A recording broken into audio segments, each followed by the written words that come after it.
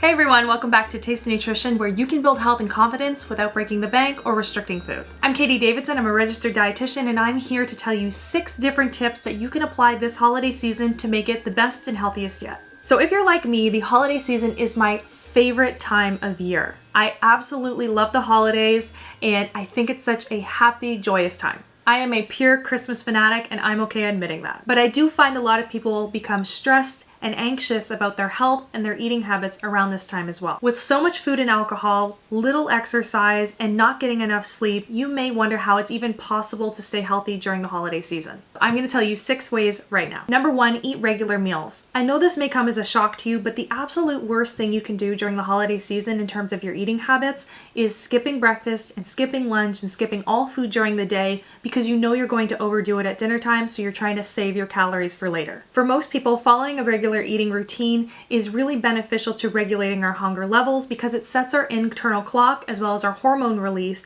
to allow us to feel hungry when it's time to eat and to also feel satisfied and full when it's not. Now, if you hold off on eating all day, you're going to be starving by the time dinner time comes. And guess what? You're probably going to eat everything in sight because you're so hungry.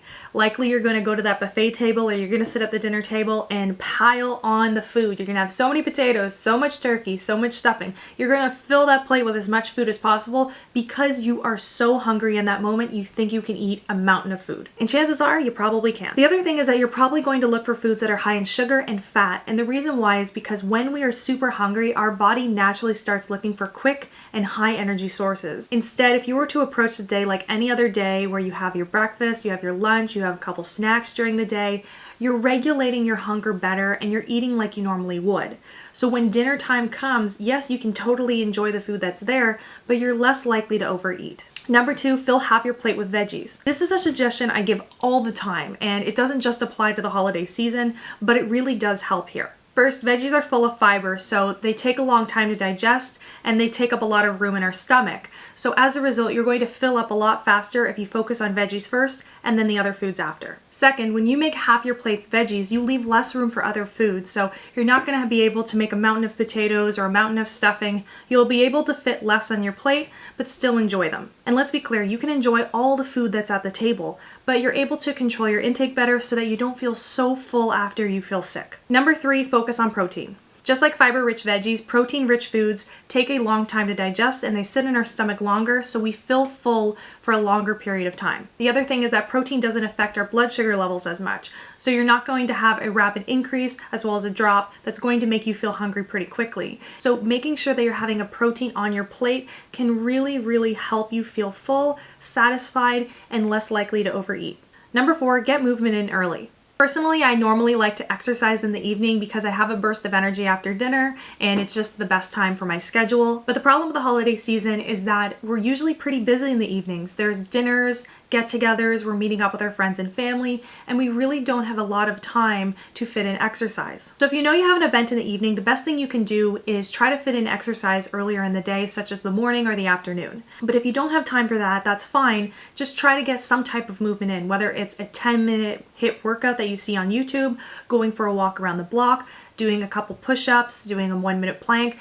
Just try to find some time early in the day that you can incorporate some movement. The interesting thing is that exercising regularly actually helps us make healthier decisions. Not only does exercise help burn calories, but it also helps regulate our hunger better. So if you exercise early in the day and then you go to a party or a dinner later on, you're actually less likely to overeat. Point being is the holidays are meant to be enjoyed, but that doesn't mean you can't incorporate exercise one way or another. The key is to just incorporate it where you can and not get upset if you miss a workout or 2. Number 5, pick your favorite foods. If you're trying to make healthier decisions but you also still want to enjoy holiday food, you can do both.